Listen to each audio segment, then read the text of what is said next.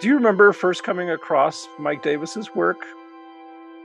I do. I was really struck by the very opening of City of Quartz because what is the subtitle of City of Quartz? Excavating the Future in Los Angeles. Yeah, that's The right. whole idea of excavating the future, right? Yeah, yeah, Um, and he gives us this radical history of the struggles and the movements in Los Angeles and its formation as a city. And since then, right? And so, if you were going to write a book about that, how would you do it? How would you start it? What would the beginning be? Would you be really linear? Whatever.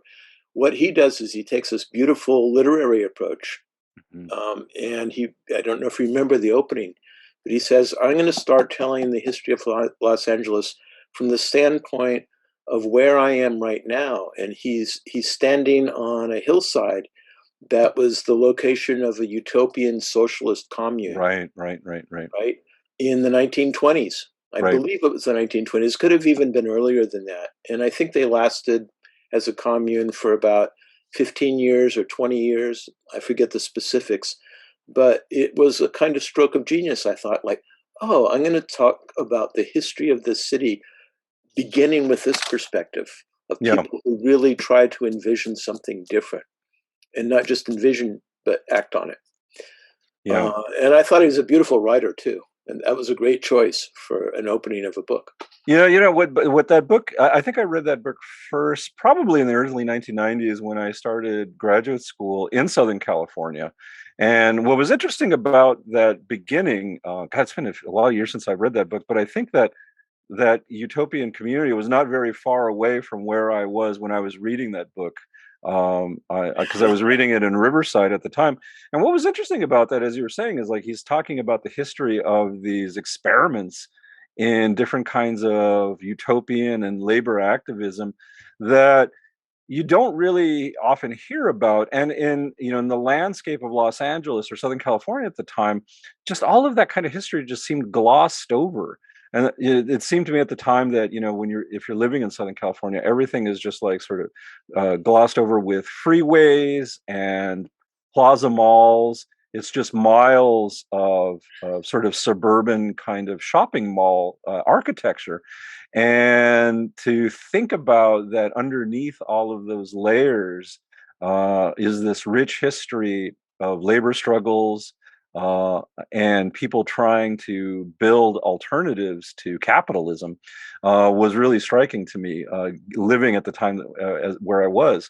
And so I was really struck by the sort of way in which he was trying to create a really sort of multi-dimensional history of the United States in that kind of way, focusing on a place that seemed at the time like it didn't have a lot of history, that it didn't have a lot to offer.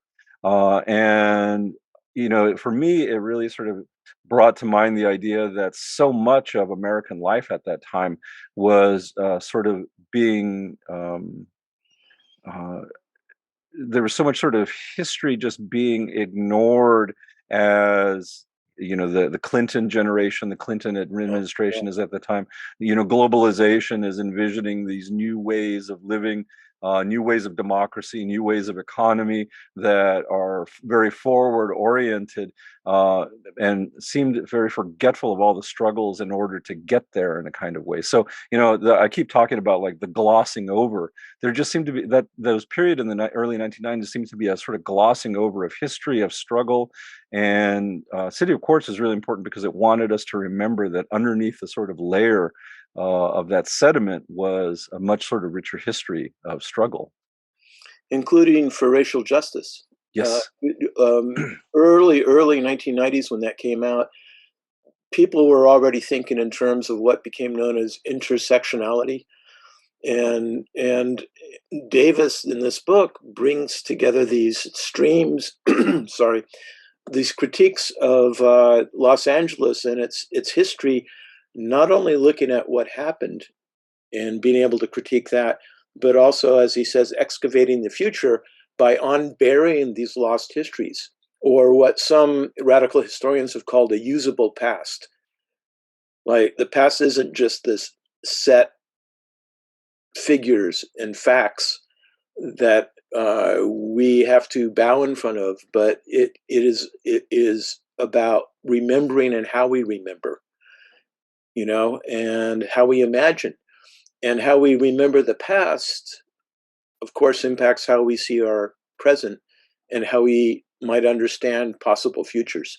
Yeah, the other sort of figure that that Mike Davis always, I don't know if this is an apt kind of comparison, but the figure that always sort of I think of alongside Mike Davis sometimes is DG Kelly, Robin DG Kelly, Oh yeah, right? With the whole sort of emphasis on freedom dreams. Again, the sort of right. idea about like looking at the past as ways in which people have tried to struggle for building a radical imagination of what the future might look like.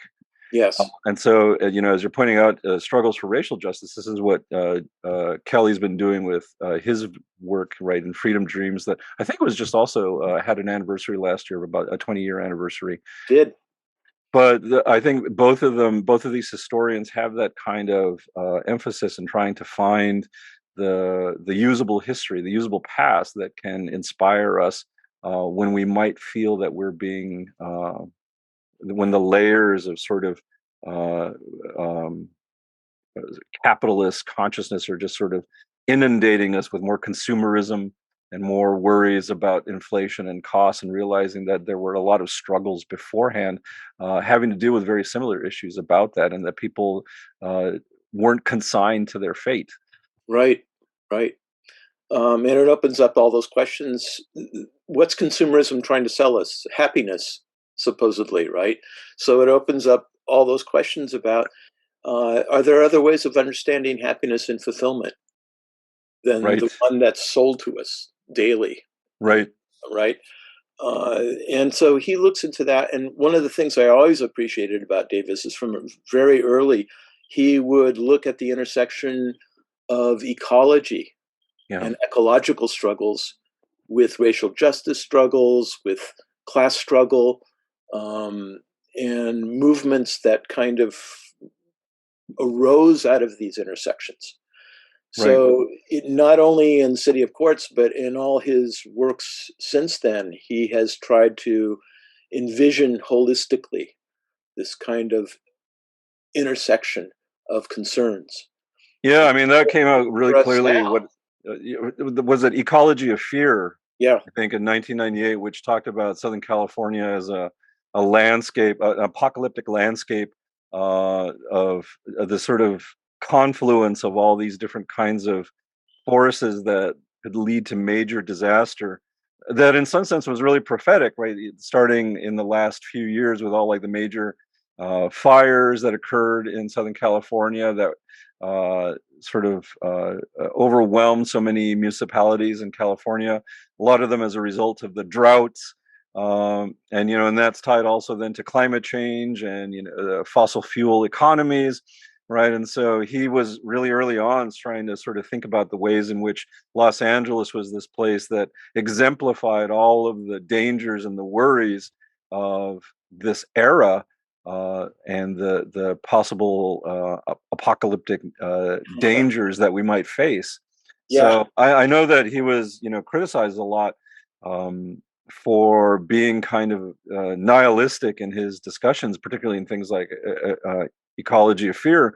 But I think he really sort of he was able to sort of predict in a way a lot of the kinds of worries and problems that we now fear on the West Coast, having to do with climate change and drought, and the ways in which we are not really prepared to deal with these kinds of major catastrophes, and that it's really poor people that suffer the most when we allow these kinds of structures to change our world around us this way. yeah. One of the things I appreciate about his writing, for me, that's been important is that, I said he started City of Quartz by looking at this utopian socialist community in LA. But he also realized that the right wing, that the capitalist disorder also has their utopias, right? And so when he's writing about LA and the imagination of disaster, how apocalypse is represented to us through, say, science fiction films like Blade Runner, right? Um, he also did that for the ways that empire is driven across the world, and the histories of empires is driven also by an elite social imagining of what happiness is and what success is. And that the right wing and capitalist disorder has its own sense of utopia, and yearnings and longings that want to come together in this very much less inclusive utopia. Let's put it that way. Yeah, I mean, I think that that was really a sort of a nice way of him being able to criticize all the neoliberal globalization movement at that time, which was positing this bright future, the new world order, and he was very good about questioning whether or not that vision would actually promote the kind of flourishing society that they were offering, by showing that it was really creating this kind of possible hellscape of disaster and ecological collapse. And I think that that tension was really good for him, and sort of very prescient in a way of being able to see early on the kinds of struggles that we're facing today. I mean, one thing I wanted to say about Davis's work is that he wasn't just sort of analyzing the possible problems, but as you sort of pointed out, talking about the usable past as a source of inspiration for struggles today. The other work that I mentioned this to before, the other work for me that was really influential about him or from him was the work that he did in 2000 called Magical Urbanism, Right. which was not looking at the past, but the present, where he looked at the ways in which this massive influx of particularly Mexican and Central American immigrants to Southern California was changing the landscape in a way that was really different from the kind of romanticized history of Southern California, but also in a way that was also confronting the realities of the neoliberal globalization project that was underway at the time too, right? Because in his analysis, right, all these Latinx immigrants were bringing different kinds of values, particularly values of labor struggle, values of community solidarity, Mhm. mutual aid, and all these things Right. that were very, very different from the sort of kind of suburban model that had been promoted in Southern California for so many years, and was a possible way of confronting the kind of fragmentation that neoliberal globalization was creating, and that so much of their immigration was being fueled by that neoliberal globalization project. That for him, looking at the particular communities of Latin American immigrants in Southern California was a symptom of these kinds of larger structural issues, but he saw hope in perhaps in the ways in which these communities were being built for a different kind of oppositional consciousness, right? Which I think is really true because, just right after he published that, let's say 6 years or so, that's when the Day Without an Immigrant or the May That's Day right. protests started, particularly in Southern California, right, where you had millions of undocumented folks standing up for the first time in public saying, look, we're here and you need to recognize us and we're not going away. And that, in some sense, shifted a lot of discussions about immigration reform, the recognition that there are millions of people, right? The estimates are close, somewhere between 13 to 16 million people who are undocumented, but are features of the American working class that aren't simply going to be going away. And I think that that's influenced thinking about labor in the past, say, 30 years in a lot of important ways. Yeah, and I think it's important to note that Mike Davis uh, doesn't come from, he comes from a working class background. And before he really started writing, and actually while he was writing his earlier works, he was a trucker and worked as a trucker, and got into kind of sidelined into writing, and at some point teaching, but he wasn't primarily an academician. And he came to consciousness during the civil rights movement and the New Left, the emergence of the New Left, uh, the anti-Vietnam War struggles, um, but always labor struggles foremost, and interracial. labor struggles, especially were important to him. So yeah.